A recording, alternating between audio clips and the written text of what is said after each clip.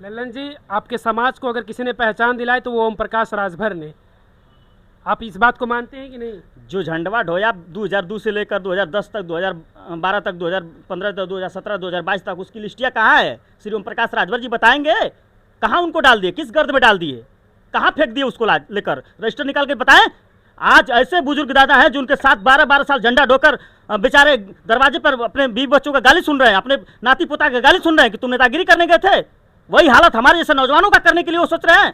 पत्रकार महोदय, मैं बता दे रहा हूं, श्री ओम प्रकाश राजभर जी का अभी भी सुधार कर ले, नहीं तो अगर किसी भी नौजवान की जिंदगी खराब होगी तो लल्लन राजभर उसके लिए सरपरी, उसके लिए लड़ता रहेगा और उनको बताने का काम करेगा कि आपने जो नौजवानों की जिंदगी और भविष्य के साथ खिलवाड़ कर रहे हैं, ये ठीक बात नहीं है। जाने दीजिए उसको, कहीं जाकर कोई गुण ढंग सीखेगा, कोई काम सीखेगा, काम धंधा सीखकर अपने बेटी बेटा को जिलाएगा। आप ही जैसे लोगों ने एक बार हमसे सवाल किया था कि आपको ओम प्रकाश राजभर ने बोलना सिखा दिया। हमने कहा कि चरस अफीम से भी खतरनाक नशा श्री ओम प्रकाश राजभर जी ने लल्लन राजभर को धरा दिया, जिसका नशा न चढ़ता है न उतरता है, राजनीति जिसको कहते हैं। नहीं तो अच्छा खासा हम कहीं कमा खा रहे थे। कितना समाज है आपके? समाज के कितने लोग हैं आप लोगों के साथ?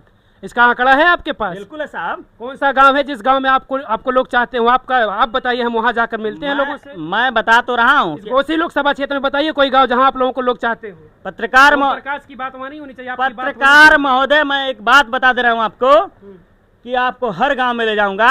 समय का इंतजार करिए, थोड़ा सा समय का इंतजार करिए, इतना मत उतावला होइए जैसे ओम प्रकाश राजभर जी उतावला होते हैं। मंत्री बनने के लिए इतना उतावला थे कि कह रहे थे कि हम खाना नहीं खाएंगे, पानी नहीं पिएंगे। अरे तू अनशन कैला, कोमा में चल जा, तुम्हें कोनो दिक्कत ना हमारा राजभर समाज के।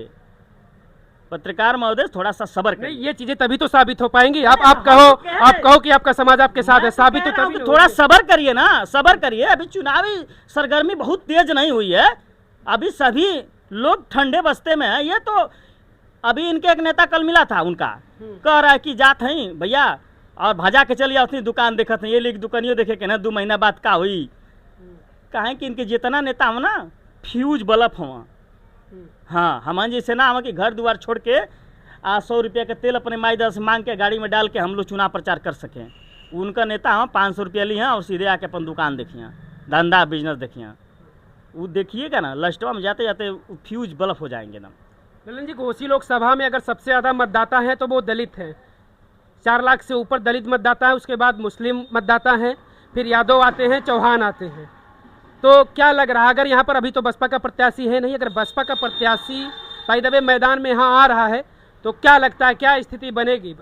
दलित वोटर तो सबसे ज़्यादा यहाँ पर है, उसके बाद मुस्लिम है। अगर मायावती कुछ ऐसा खेल गई कि यहाँ पर मुस्लिम प्रत्याशी उतार देती है मैदान में, तो फिर तो लगभग आधे वोटर लगभग उधर ही नजर आएंगे। बहन मायावती जी बहुत बड़ी लीडर हैं, उनका हम लोग सम्मान करते हैं। और रही बात यहाँ वोट और सपोर्ट की, तो हमारे दलित भाई जो भी संविधान के बचाने के पक्ष में हैं वो इंडिया गठबंधन को वोट करेंगे, माननीय राजीव राजी को वोट करेंगे। और हमारे कई साथी हैं जो हमसे बतियाते हैं, जो हमारे मित्र हैं, कहते हैं कि भैया संविधान पे खतरा मंडराने लगा है। पत्रकार महोदय,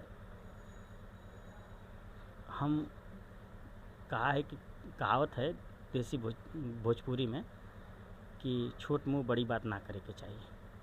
तो बहन जी एक बड़ी लीडर हैं, हमारी पार्टी और हम लोग सब लोग सम्मान करते हैं। बड़े नेताओं को हम लोग ओम प्रकाश राजभर नहीं बन पाएंगे कि समय समय पे एक समय उनको कुछ कहो, एक समय उनको कुछ कहो, एक समय उनको कुछ कहो। ये बात ठीक नहीं है। वो जो भी फैसला लेंगी वो अपने स्तर से ठीक लेंगी, लेकिन हमारे जो दलित समाज के जो हमारे भाई हैं वो इंडिया गठबंधन के साथ होंगे और इंडिया गठबंधन के प्रत्याशी को भरपूर वोट देकर चुनाव जिताकर और संविधान बचाने का प्रयास करेंगे। नेताजी, कभी आप लोगों के बीच बगैर गमछा बगैर टोपी के जाते हैं?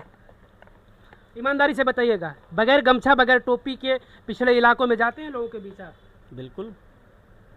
तब क्या स्थिति दिखती है जब आप ये ना बताएं कि मैं नेता हूं, या आप अपनी पहचान ना बताएं कि मैं नेता हूं? जब आप लोगों से आप बात करते हैं पिछले इलाकों में जाकर, तो क्या स्थिति वहां तब नजर आती है आपको? आपने संविधान बचाने की बात की, तो क्योंकि हम तो हर गांव में जाते हैं और हर गांव के हर समाज के लोगों से बातचीत करते हैं। जिसको आपने कहा कि पिछड़ा समाज जो दलित समाज है वो इंडिया गठबंधन के साथ आ रहा है, संविधान वही बचा सकता है, इंडिया गठबंधन ही।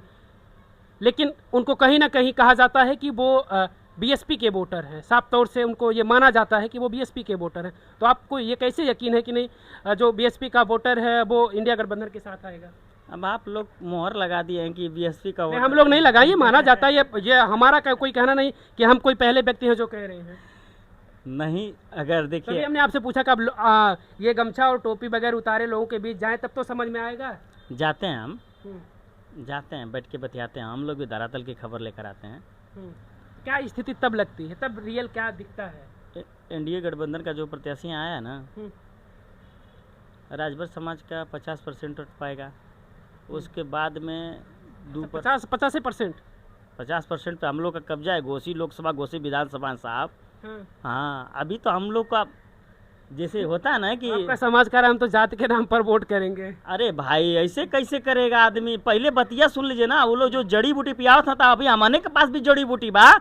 हाँ, चुनावी जड़ी बूटी जवन वो लोग बाहर से मंगा के जो पियावत बना लोग ना, एक भी कार्यकर्ता उनका जो घूम रहा है यहाँ, सिर्फ उनका आधार कार्ड चेक कर दीजिएगा, बस आधार कार्ड। वो घोसी लोकसभा का ये नहीं, सुन लीजिए। हाँ, नहीं विश्वास है पत्रकार महोदय तो जिससे डिस्कस करिएगा, कहिएगा कि आधार कार्ड थोड़ा दिखाइए तो अपना। हाँ, बस पता चल जाएगा। हम लोग घोसी विधानसभा, घोसी लोकसभा वासी हैं। इस समय अगर घोसी लोकसभा में सबसे मजबूत राजभर समाज के अगर कोई नेता किसी के साथ है तो माननीय महेंद्र राजभर जी और सोलह सामान्य पार्टी के साथ है। यहीं से कुर्सी उनकी हिली है, यहीं उनको लोगों ने स्थापित किया है और यहीं के लोग उनको बनारस भेजेंगे। हाँ, लखनऊ में बैठ के बड़ी बड़ी हम मलाई काट रहे हैं, भुला जाएंगे मलाई। राजभरों का विकास करना पड़ेगा, राजभरों का सम्मान करना पड़ेगा, राजभरों का सहयोग करना पड़ेगा। अगर श्री ओम प्रकाश राजभर जी अगर इस चुनाव में अगर नहीं सुधरे तो आने वाले समय में समझ लीजिए कि उनका राजनीतिक पतन होना एकदम क्लियर है। हाँ, राजनीतिक पतन होना क्लियर है एकदम, मान के चलिए इस बात को।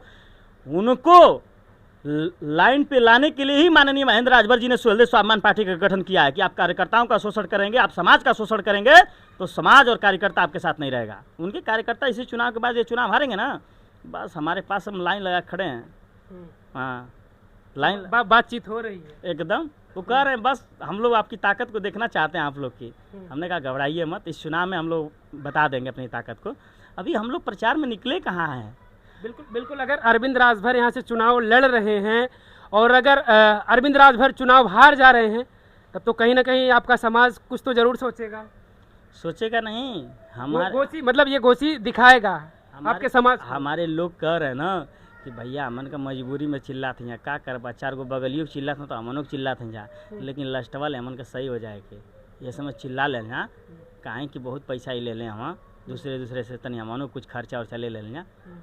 भाई जिक्र जहाँ से उल्लू सीधा हो तो सीधा करे, हमन के का जरूरत बा? हमन के तो लास्ट में वोट से मतलब बा। हम लोग वोट इंडिया गठबंधन के प्रत्याशी माने राजे राजी को 50% वोट डलवा कर उनको विजयी बनाएंगे। आप फिर हमसे मिलिएगा चुनाव के बाद। हाँ, वो चुनाव में जो भी परिणाम आएगा पत्रकार महोदय, आप मुझको जरूर मुझसे मिलिएगा, मैं आपसे निवेदन कर रहा हूँ। मेरा अनुभव आप देखिएगा कि क्या कर रहा था। 1 लाख के एबव से माननीय राजी राजी इंडिया गठबंधन के प्रत्याशी चुनाव जीतेंगे, इसको कोई दुनिया की ताकत रोक नहीं सकती।